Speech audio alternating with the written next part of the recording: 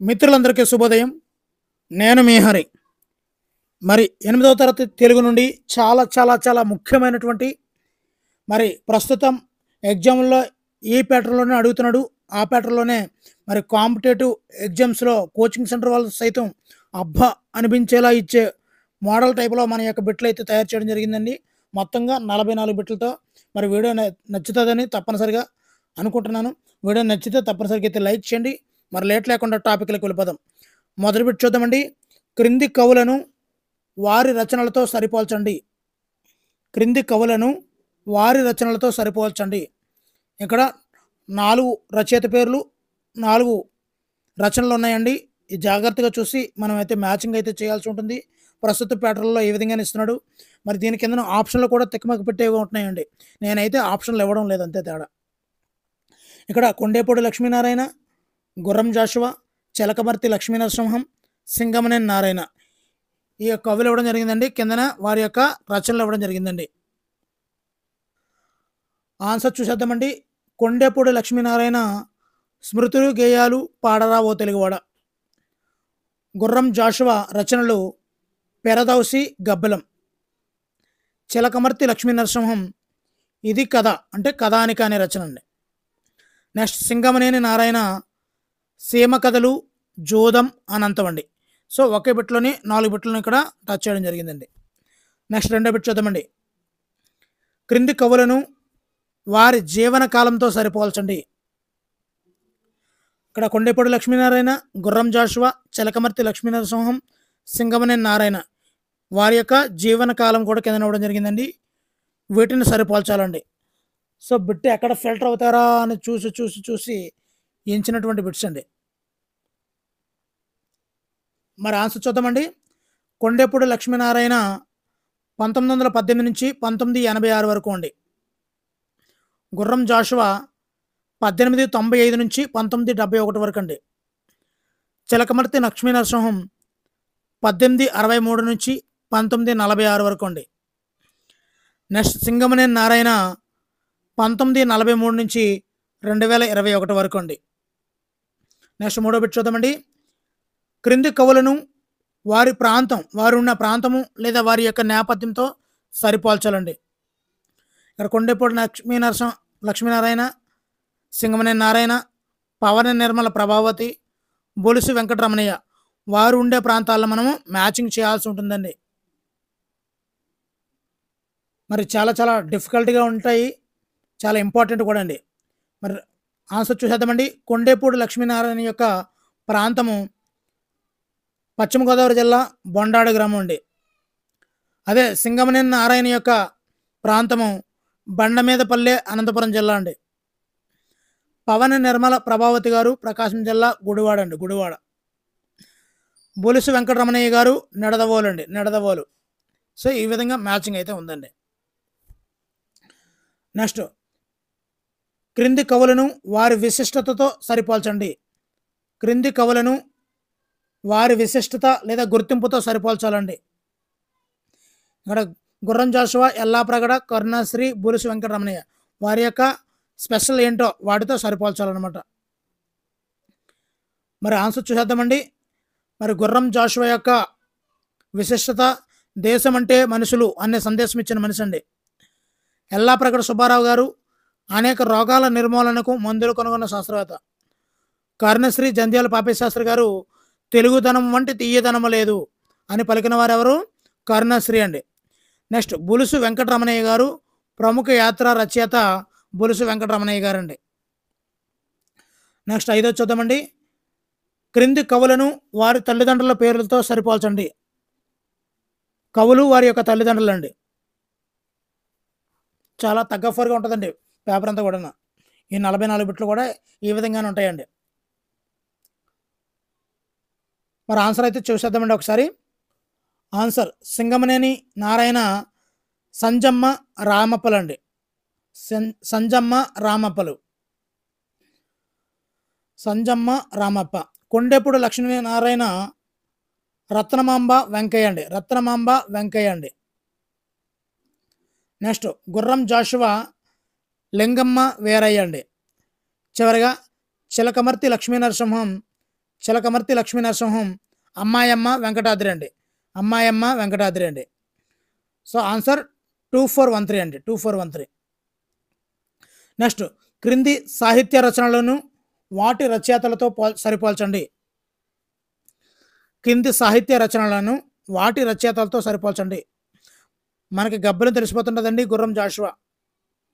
మిగతావన్నీ కూడా టఫ్గా ఉంటాయండి. షేక్ కాజా హుస్సేన్ తెలిసిపోతుంటుంది, గరీబ్ గీతాలండి. పాడరావో తెలుగువాడు తెలుస్తుందండి, కొండేపూడి లక్ష్మీ నరసింహ. మరి దేవులపల్లి వారిది అమృతవేనండి. అమృతవేణ, దేవులపల్లి. ఇవి సరిపోల్చడం అండి. 4123 అండి. నెక్స్ట్, క్రింది రచయితలను వారి కాల వ్యవధులతో సరిపోల్చండి. ఇక్కడ పవన్ నిర్మల ప్రభావతి గారిది, గుర్రం జాషువా గారిది మనం ఇందాక ముందు బిట్లో యాడ్ చేయడం లేదు, ఇక్కడ యాడ్ చేయడం జరిగిందండి.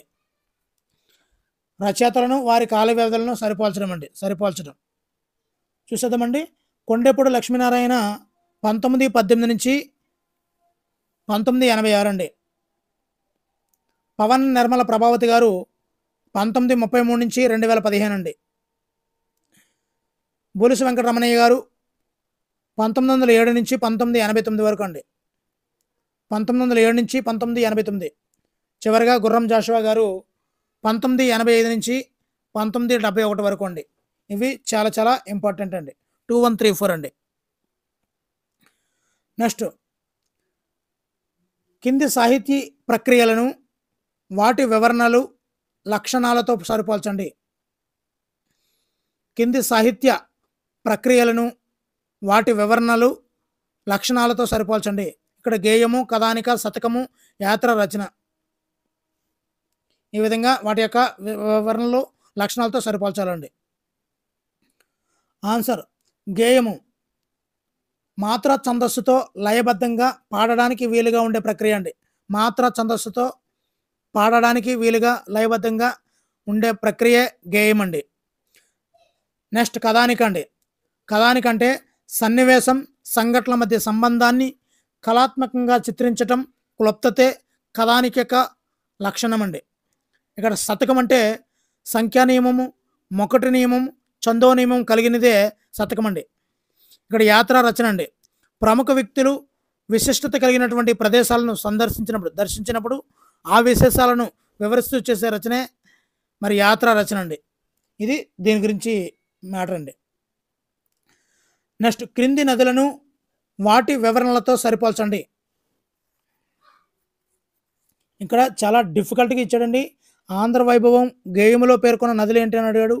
ఆంధ్రప్రదేశ్ రాష్ట్రంలో బంగారు భూములను సస్యశ్యామలం చేసే నదులేది? తాజ్మహల్ ఏ నదీ తీరంలో ఉంది? నెల్లూరు పట్టణం ఏ నదికి దక్షిణంగా కలదు?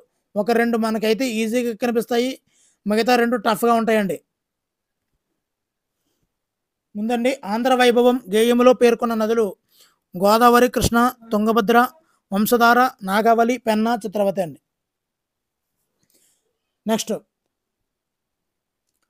నెక్స్ట్, ఆంధ్రప్రదేశ్ రాష్ట్రంలో బంగారు భూములను సస్యశ్యామలం చేసే నదులు గోదావరి, కృష్ణ, తుంగభద్ర అండి. నెక్స్ట్, తాజ్మహల్ ఏ నదీ తీరంలో ఉంది అంటే యమునా నదీ తీరంలో అండి. మరి నెల్లూరు పట్టణం ఏ నదికి దక్షిణంగా కలదని అడుగుతాడండి.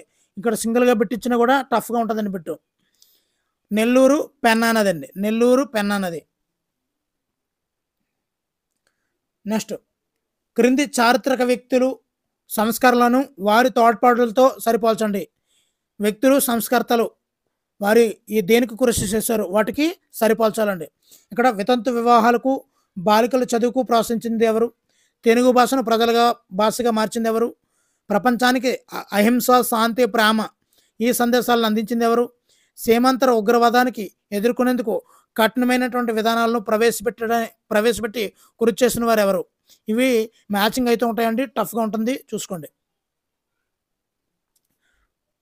మరి వితంతు వివాహాలు మనం మొదటిగా చూసుకున్నట్లయితే వితంతు వివాహాలు, బాలికల చదువు కందుకూరి వీరేశలింగం అండి.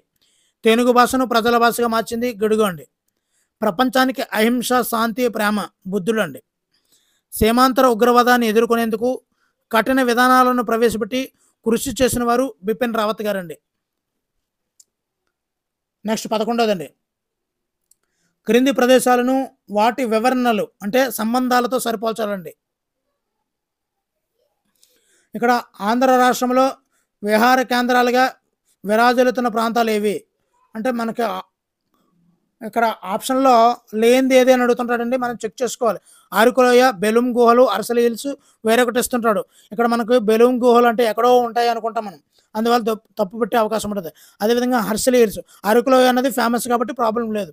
ఇక్కడ ఇవి ఫేమస్సే కానీ కొద్దిగా ఐడెంటిటీ అనేది కొద్దిగా తక్కువ ఉంటుంది అనమాట. అరసలి హిల్స్, బెలూమ్ గుహలు అనేవి. సో ఆంధ్ర రాష్ట్రంలో విహార కేంద్రాలుగా వెదజిల్లేవండి. నెక్స్ట్, కృష్ణుడు విహరించిన ప్రదేశం మనకి బృందావనుడు కదా కృష్ణుడు, కాబట్టి అది. నెక్స్ట్, ఇక్కడ బుద్ధుడు జ్ఞానోదయమైన చోటు, 5గురు శిష్యులకు ధర్మోపదేశం చేసిన చోటు. ఈ రెండాటికి మనం కన్ఫ్యూజ్ అయ్యే అవకాశం ఉంటుంది. ఇక్కడ బుద్ధుడు జ్ఞానోదయమైన చోటు గయా అండి. మరి 5గురు శిష్యులకు ధర్మోపదేశం చేసిన చోటు ఏదంటే సారనాథ్ అండి. సారనాథ్. ఓకేనండి. నెక్స్ట్ 12 బిట్ అండి. అన్నీ కూడా టఫ్గా ఉంటాయి. చాలా ఇంపార్టెంట్ బిట్లనే మనకి తీసుకురావడం జరిగిందండి. క్రింది రచయితలను వారి ప్రముఖ సూక్తులు పంక్తులతో సరిపోల్చండి. మరి వీటిని మనము జతపరచాలండి. మరి పాడరావో తెలుగు వాడ అంటే కొండేపూడి లక్ష్మీనారాయణ గారండి. తెలుగుదనం వంటి తీయదనం లేదు. ఇంతకు ముందు ఆల్రెడీ వచ్చింది, వేరే విధంగా మనం మ్యాచింగ్ అయితే ఇచ్చామండి. ఇక్కడ కర్ణశ్రీ జంధ్యాల పాపయ్య శాస్త్రి గారండి. దేశము మట్టి కాదనుచు దేశమటన్న మనుష్యులన్న సందేశము నిచ్చిపోయిన మనిషి మహాశయుడప్ప రాయుడు అని చెప్పింది ఎవరంటే ఎస్టీ జ్ఞానానంద కవి అండి. కార్మిక వీరుల కన్నుల నిండా కనగన మండే కలగలుతునికే ఇది చెప్పింది శ్రీశ్రీ గారండి. నెక్స్ట్ 13వ చూద్దామండి. క్రింది పదాలను వాటి పర్యాయ పదాలు లేదా అర్థాలతో సరిపోల్చాలండి.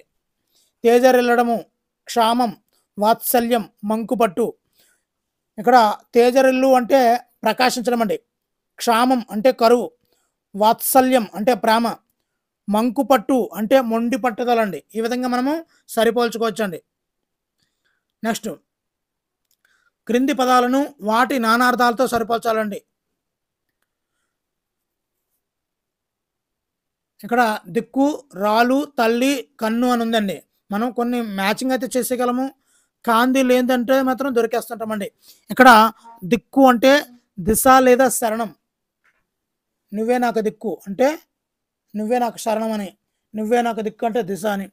రాలు అంటే పడు, రాయి, నశించు. తల్లి అంటే మాత, పూజ్యురాలు, పెద్దది. కన్ను అంటే నేత్రం, బండి చక్రం. ఇక్కడ బండి చక్రానికి కన్నుకి మనం కన్ఫ్యూజన్ పడే అవకాశం అయితే ఉంటుందండి నానార్థాల్లో. నెక్స్ట్, క్రింది ప్రకృతి వికృతులను సరిపోల్చండి. ఆశ్చర్యం, ప్రాంతము, హృదయం, పుస్తకం. ఇక్కడ ఈ విధంగా ఇస్తే ప్రాబ్లం లేదు. మరి కొద్దిగా డిఫికల్ట్ ఏమైనా పడితే మాత్రం ఇబ్బంది పడుతుంటామండి. ఆశ్చర్యం అచ్చరువు, ప్రాంతము పొంత, హృదయం యద, పుస్తకం పొత్తం. సో అదే పుస్తకం పొత్తకము ఈ విధంగా కొద్ది కన్ఫ్యూజ్ చేసే ఆప్షన్లు ఇస్తే మాత్రం ఇంకా దొరికిపోయే అవకాశం ఉంటుందండి. నెక్స్ట్, కింది రచయితలను వారి రచనలతో సరిపోల్చండి. క్రింది రచయితలను వారి రచనలతో సరిపోల్చండి.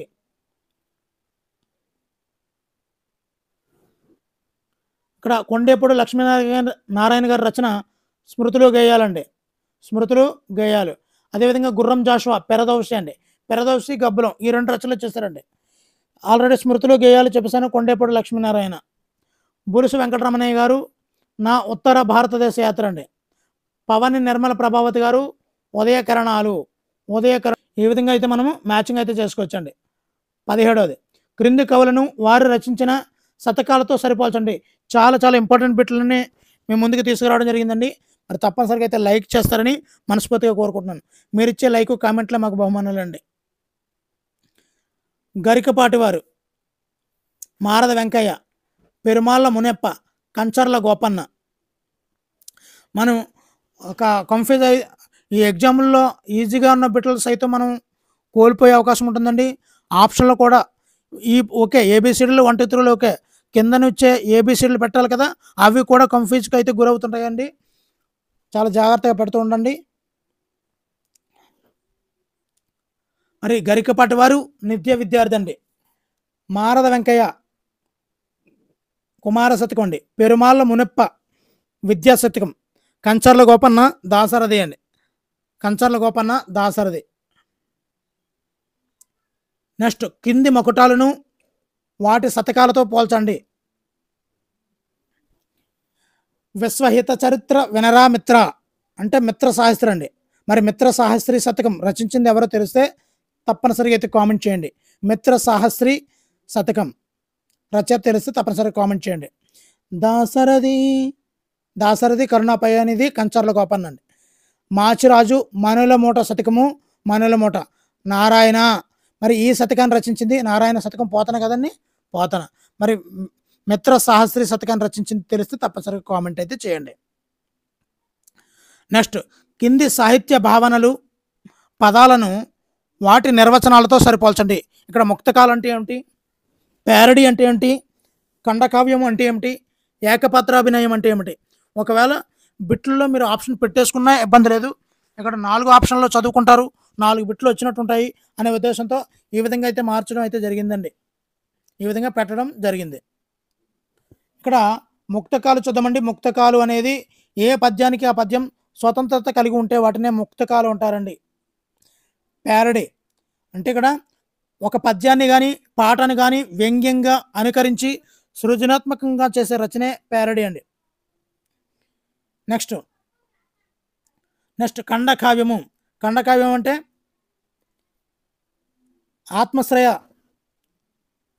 ఆత్మశ్రయ రీతి, వస్తు భావ శైలి, కవితా రచనలో నవ్యత కలిగి ఉండడమే ఖండకావ్యం అండి. నెక్స్ట్ ఏకపాత్రాభినయం. మహనీయుని జీవితంలో జరిగినటువంటి పతాక సన్నివేశము, సంభాషణ పాత్రోచితంగా ఒక్కరే అభినయించడం అనేది ఇక్కడ ఏకపాత్రాభినయం అండి. 25 అండి. క్రింది పదాలను వాటి అర్థాలతో సరిపోల్చండి. కుద్బాధ, సస్యము, ఈనుడు, ప్రాపకము. క్రింది పదాలను వాటి అర్థాలతో సరిపోల్చమన్నాడండి. కుద్బాధ అంటే ఆకలితో ఉన్నటువంటి బాధనే కుద్బాధ అంటాం. సస్యము సస్యశ్యామలం అంటే పంట. ఈనుడు అంటే ఇక్కడ ఈనుడు అంటే సూర్యుడు. మరి ప్రాపకము అంటే ఆదరణ. ఇక్కడ ఎట్ ఎ టైం 4 బిట్లు వస్తాయనే ఉద్దేశంతో అంటే ఆప్షన్లో చూస్తే మనకి తెలిసిపోయే అవకాశం ఉంటుంటుంది 1, 2. కానీ ఇక్కడ ఏదైతే కష్టంగా ఉందో దాన్ని పట్టుకోవాలి. ఎక్కడ పట్టుకోవాలో, ఎక్కడ తగ్గాలో, ఎక్కడ పెరగాలో, దేన్ని పట్టుకోవాలో తెలిసినవాడే నిజంగా వాడే గొప్పవాడు అనమాట. అలాగే ప్రతి బిట్లోని ఒక కీవర్డ్ ఉంటుంది, టఫ్ బిట్ ఉంటుంది. కాబట్టి వాటిని కూడా మనం పట్టుకోగలిగితే మంచి స్కోరింగ్ అయితే మనకు వస్తుందండి. నెక్స్ట్ క్రింది సంఘటనలు దినాలను వాటి తేదీలతో సరిపోల్చండి. తెలుగు భాషా దినోత్సవం మనకు అందరికీ తెలుసు, ఆగస్టు 29 తెలుగు భాషా దినోత్సవం.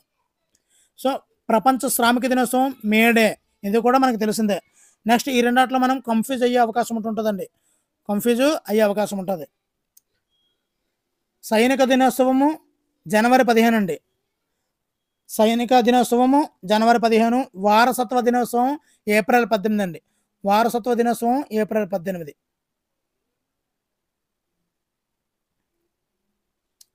నెక్స్ట్ అండి క్రింది సాహిత్య రచనలు సంపుటాలను అవి గ్రహించిన మూల రచనలతో సరిపోల్చండి.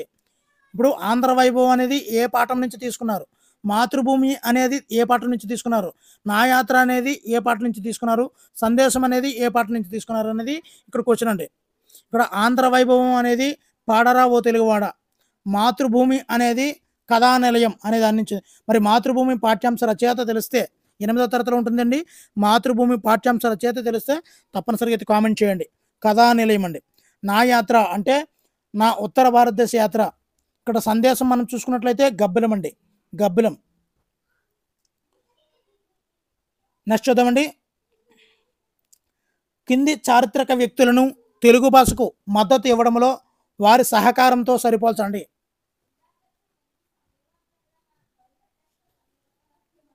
ఇక్కడ మన అన్నీ కూడా ఆ విధంగానే ఉంటాయండి, చాలా ఇంపార్టెంట్ ఇవే. సర్ థామస్ మన్రో అండి. సర్ థామస్ మన్రో తెలుగువారికి ఉపకారం చేసిన మహనీయులు ఆంగ్ల పాలనలో అండి. మరి కల్లల్ కాలిన్ మెకంజీ ఈయన కూడా తెలుగు వారికి ఉపకారం చేశారు వీళ్ళందరూ కూడా. కానీ ఇక్కడ మనకి తెలుసుకోవాల్సింది ఒకటే. మరి అదేవిధంగా ఆర్థర్ కాటన్ తెలుగు వరకు వీళ్ళందరూ కూడా తెలుగు వారికి ఉపకారం చేసినటువంటి వాళ్ళు sir Thomas Munro, colonel కాలిన్ Mackenzie, sir Arthur cotton అండి.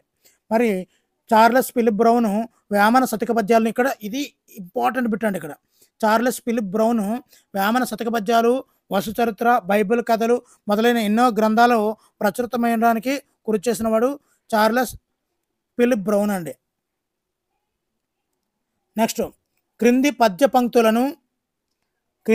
పంక్తులను వాటికి సంబంధించిన కవులతో సరిపోల్చండి.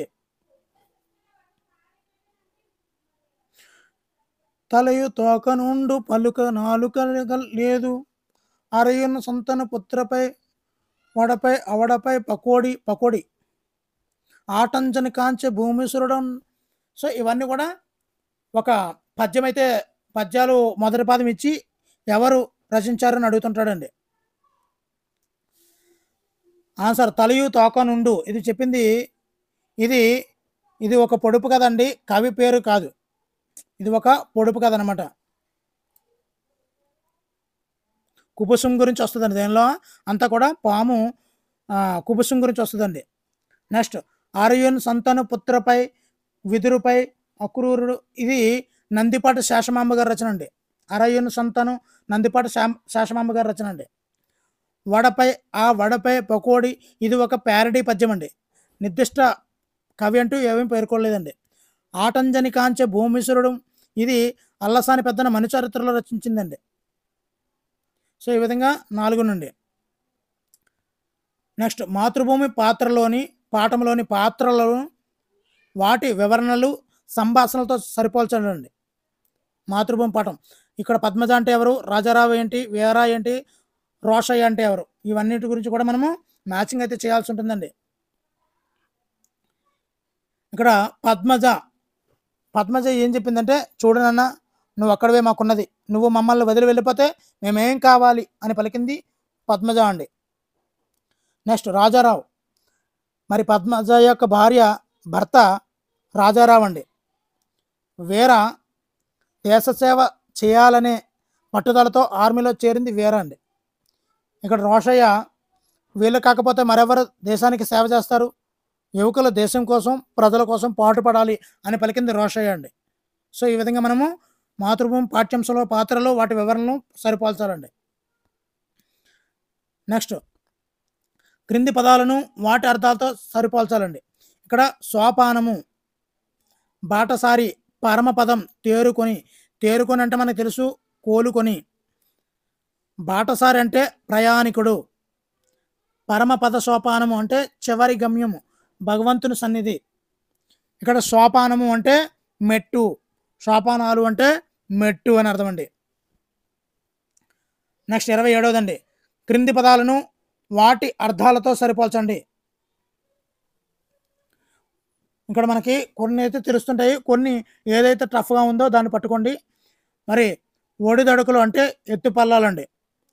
కింకరుడు, ఇక్కడ కింకరుడు సేవకుడు, భటుడు, ఈ విధంగా సపరేట్ పేర్లు ఇస్తే కింకరుడి దగ్గర దొరికే అవకాశం ఉంటుందండి.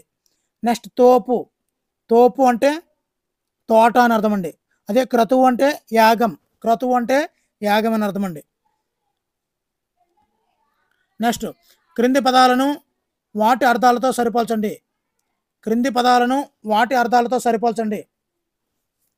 ఇక్కడ కనుమ అంటే 2 కొండల మధ్య ఉండే సందు అండి. కనుమ అంటే నయం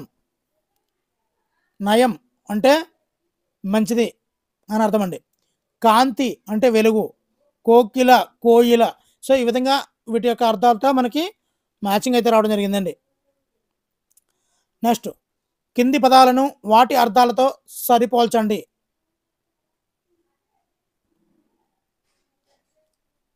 ఒకటి రెండు తెలియచ్చు, మిగతా అన్నీ కూడా తెలిసే అవకాశం ఉండదండి. ఇక్కడ అంగన అంటే స్త్రీ అని అర్థం అండి. నేత్రం కన్ను, కడుపు, భార్య అర్ధాంగి. సో ఈ విధంగా మనము చెప్పుకోవచ్చండి. నెక్స్ట్ 35 క్రింది పదాలను వాటి అర్థాలతో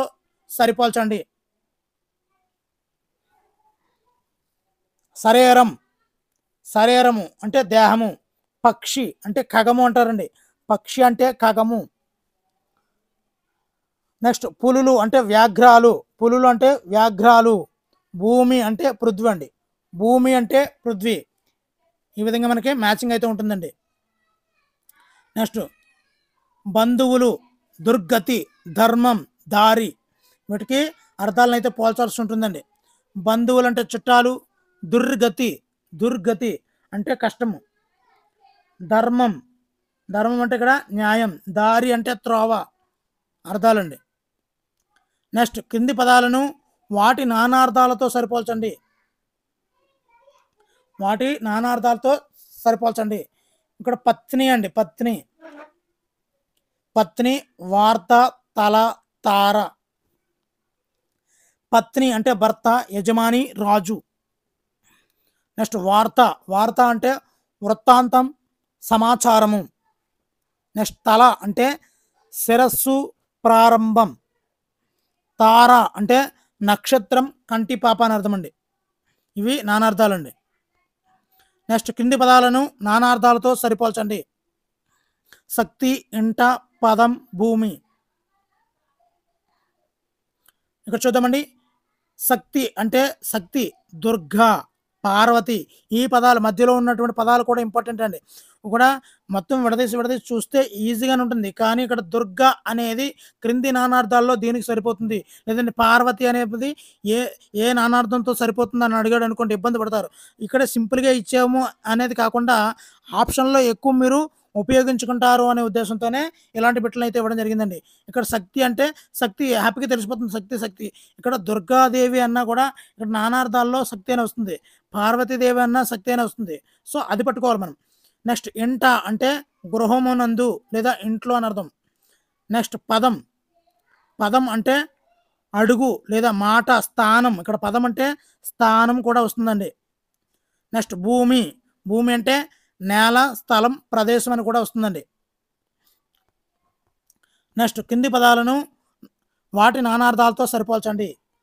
గతి, గురువు, జీవం, తేనె.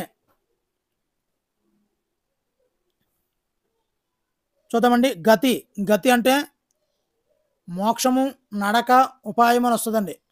ఇక్కడ ఇది చాలా చాలా ఇంపార్టెంట్. గతి అన్నది నానార్థము, నడక, మోక్షం, ఉపాయం. నెక్స్ట్ గురువు, గురువు అంటే ఆచార్యుడు, అధికుడు, బృహస్పతి. మొన్న బిట్లో బృహస్పతికి నానార్థం అడిగాడండి, బృహస్పతికి నానార్థం అడిగాడు మొన్న రీసెంట్గా, మొన్న ఈ షిఫ్ట్లో మార్నింగ్ షిఫ్ట్లో అడిగాడండి. నెక్స్ట్ జీవం, జీవం, జీవం అంటే ప్రాణం, ప్రాణం తెలుసు, జీవం అంటే ప్రాణం తెలుసు, కానీ వృత్తం తెలియదు మనకి. ఇక్కడ దొరుకుతుంటాం నానార్థం. జీవానికి నానార్థము వృత్తి అని కూడా వస్తుందండి. నెక్స్ట్ తేనె, మకరందం, అమృతం. ఇవి నానార్థాల మ్యాచింగ్ అండి. నెక్స్ట్ కింది పదాలను వాటి నానార్థాలతో సరిపోల్చండి. అంకురం, వనం, వర్షం, కూర్మి. అంకురము అంటే మొలక అండి, అంకురం ఇచ్చింది అంటాం. అంకురం అంటే మొలక, ప్రారంభం అని వస్తుంది. వనము, వనం అంటే అడవి, నీరు. ఇక్కడ నీరు అని కూడా వస్తుందండి, ఉద్యానవనం. నెక్స్ట్ వర్షం, వర్షం అంటే వాన లేదా సంవత్సరం, వాన లేదా సంవత్సరం నానార్థము వర్షం అండి. ఇక్కడ సంవత్సరం అంటే మామూలుగా అనుకుంటాం, కానీ వర్ష, హిందీలో వర్ష అంటామండి. అదే కూరిమి గల దినములలో నాడములు అన్నట్లు అంటే కూరిమి అంటే స్నేహం అండి, కూరిమి అంటే స్నేహము లేదా ప్రేమ అని కూడా వస్తుందండి ఈ నానార్థాల్లో. నెక్స్ట్ క్రింది వాటి ప్రకృతి వికృతులు అండి. పక్షి, ఇంకా ఇవి ఎక్కువ తెలుస్తుంది కాబట్టి టైం వేస్ట్ చేయదండి. పక్షి, పక్కి. దిశ, దిశ. భాష, భాష. స్ఫూర్తి, ఆదరవు. స్ఫూర్తి పొందడం అంటే ఆదరవు పొందడం. అక్కడ ఇది ఇంపార్టెంట్ అనమాట. స్ఫూర్తి అనేది, ఆదరవు అనేది ఇక్కడ ప్రకృతి వికృతుల్లో చాలా ఇంపార్టెంట్ కాబట్టి అక్కడ టచ్ చేయడం జరిగిందండి. నెక్స్ట్ క్రింది పదాలకు ప్రకృతి వికృతులు సరిపోల్చాలండి. ఆతిథ్యం, ఆతిగం. కథ, కథ. సహాయం, సాయం. ప్రజ్ఞ, పగ్గ. ఆతిథ్యం, ఆతిగం. ప్రజ్ఞ, పగ్గ ఈ 2 కూడా ఇక్కడ ఇంపార్టెంట్ అండి. 37లో. 38ది క్రింది పదాలను ప్రకృతి వికృతులతో సరిపోల్చండి. ఇక్కడ వంశం అంటే వంశ, భిక్ష అంటే బిచ్చము, ఆశ ఆశ, మృగం మెకం, మృగం మెకం అండి. నెక్స్ట్ 39ది క్రింది పదాలను వాటి వ్యుత్పత్తార్థాలతో సరిపోల్చండి. వ్యుత్పత్తార్థాలతో సరిపోల్చండి. పద్మజ అంటే ఏమిటి అంటే పద్మము నుండి పుట్టినది లక్ష్మి అని అర్థం అండి. వ్యుత్పత్తార్థం. దీపకము అంటే వెలిగించినది అర్థం అండి. వెలుగుంచినది. కార్యసాధకుడు, కార్యసాధకుడు అంటే ఇక్కడ పని చేయడంలో నేర్పు కలవాడండి. నెక్స్ట్ ధర్మబుద్ధి అంటే ధర్మము పట్ల ఆసక్తి గలవాడు అని అర్థం అండి. ధర్మము పట్ల ఆసక్తి గలవాడు అని అర్థం అండి. నెక్స్ట్ 40 పెట్టండి. క్రింది సాహిత్య రూపాలను వాటి లక్షణాలతో సరిపోల్చండి. చాలా ఇంపార్టెంట్ బిట్లనే మీ దగ్గర తీసుకురావడం జరిగిందండి. మరి ఇంకా లైక్ చేయకపోతే దయచేసి లైక్ చేయండి. చాలా ఎక్కువ మందికి షేర్ అవుతుందండి. నెక్స్ట్ మాండలిక కథ. ఇది ఒక స్థానిక భాష యాసతో ఉన్నదే మాండలిక కథ అండి. ధర్మబుద్ధి ఇది సామాజిక స్పృహను పెంపొందించడమే ధర్మబుద్ధి యొక్క సాహిత్య రూపకం లక్షణం అండి. నెక్స్ట్ కథానిక. కథానిక అంటే సన్నివేశం, సంఘటనల మధ్య సంబంధాన్ని కళాత్మకంగా చిత్రీకరించడమే ఇక్కడ కథానిక యొక్క లక్షణం అండి. ఇక్కడ శతకం అంటే సంఖ్యా నియమము, మొక్కట నియమము, ఛందో నియమం కలిగి ఉంటాయండి. నెక్స్ట్ క్రింది రచయితలను వారి రచనలతో సరిపోల్చండి.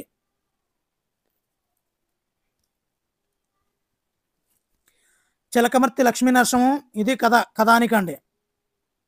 ఏనుగు లక్ష్మణ కవి రామేశ్వర మహాత్యం అండి. రామేశ్వర మహాత్యం. సింగమనేని నారాయణ ఇక్కడ సీమ కథలు, జోదం, అనంతం, సింగమనేని నారాయణ అండి. ఇక్కడ స్వామి వివేకానంద గారి సూత్రం ఉందండి. మొత్తం ప్రపంచం సంపద కంటే మానవులే విలువైన వారు అంటూ స్వామి వివేకానంద గారి సూక్తి అయితే ఉందండి. నెక్స్ట్ క్రింది ప్రవచనాలను వాటిని పలికిన వారితో సరిపోల్చండి. ఇక్కడ బాగా చూసుకున్నట్లయితే ఒక్కొక్క టాపిక్ నుంచి ఒక్కొక్క బిట్ వస్తుందండి. ఇది ఒకచో నేలను బొవ్వలించు, నొకచో నొప్పారు భూసజ్జపై. సో ఈ వాక్యాన్ని చెప్పింది ఏనుగు లక్ష్మణ కవి అండి. అనువైన భార్య యొక్క సుగుణాలే భర్తకు ఇహపర లోకాలలో సుఖ సాధనాలు అని చెప్పింది మగపావురం అండి. మగపావురం. ఆదు కొనమంటూ మన దగ్గరకు వచ్చిన వారిని దయతో ఆదరించాలి అని చెప్పింది ఆడపావురం అండి. త్యాగానికి ధర్మబుద్ధికి గురువు ఎవరు అంటే వేటగాడండి. త్యాగానికి ధర్మబుద్ధికి గురువు వేటగాడండి. ఈ విధంగా అత్యంత ఇంపార్టెంట్ బిట్ అండి ఇది. నెక్స్ట్ కింద రచయితలను వారి జీవన కాలంతో సరిపోల్చండి. ఇంతకుముందు చెప్పినట్లో ఇంకా మిగిలిపోయండి. అందు గురించి ఇవి కూడా మనం చేయడం అయితే జరిగిందండి. ఇక్కడ ఎల్లాప్రగడ సుబ్బారావు యొక్క ఇలాంటి బిట్లు ఇస్తే మాత్రం ఖచ్చితంగా దొరుకుతారండి. కాబట్టి ఒక్కసారి చూసేసుకోవడం బెస్ట్ అనమాట. ఎల్లాప్రగడ సుబ్బారావు 1895 నుంచి 1961 అండి. చిలకమర్తి లక్ష్మీనరసింహం 1863 నుంచి 1946 అండి. 1946. నెక్స్ట్ ఏనుగు లక్ష్మణ కవి 17వ శతాబ్దం అండి. ఏనుగు లక్ష్మణ కవి 17వ శతాబ్దం. మరి సింగమనేని నారాయణ 1943 నుంచి 2021 వరకు అండి. సింగమనేని నారాయణ. నెక్స్ట్ వీడియోలో చివరి పెట్టండి. మరి ఇంకా లైక్ చేయకపోతే దయచేసి లైక్ చేయండి. మరి బిట్లు ఏ విధంగా ఉన్నాయో తప్పనిసరిగా అయితే కామెంట్ చేయండి. క్రింది ప్రవచనాలను వాటి సందర్భాలతో సరిపోల్చండి. ఆతిథ్యం కథను ధర్మరాజుకు చెప్పిన వారెవరు? ఆతిథ్యం కథను ధర్మరాజుకు చెప్పిన వారెవరు? పూర్వం రాక్షస మంత్రి శుక్రాచార్యుడు ఎవరికి ఆతిథ్యం కథను చెప్పాడు? ధర్మాన్ని రక్షిస్తే ధర్మం మనలను రక్షిస్తుంది అని రథసారథికి చెప్పినది ఎవరు? నెక్స్ట్ ఆకలితో చిక్కిపోయి దారిని వెళ్ళే బాటసారిని అడిగి భోజనం చేసిన రాజు ఎవరు? మరి దీనికి మ్యాచింగ్ అయితే ఉంది. మరి మ్యాచింగ్ చేసి ఆన్సర్ ఏదో తప్పనిసరిగా అయితే కామెంట్ అయితే చేయండి. ఒకవేళ తెలియకపోతే నేను తప్పనిసరిగా అయితే కామెంట్ అయితే చేస్తానండి. కామెంట్ బాక్స్‌లో తప్పనిసరిగా అక్కడి నుంచి ఈ బిట్‌కి ఆన్సర్‌ని తెలుసుకోండి. మరి వీడియో నచ్చిందనుకుంటున్నాను. వీడియో నచ్చితే తప్పనిసరిగా లైక్ చేయండి. ఇలాంటి మరిన్ని వీడియోల కోసం ఛానెల్‌ని సబ్స్క్రైబ్ చేసుకోండి. Thank you for watching. Me Hari signing out.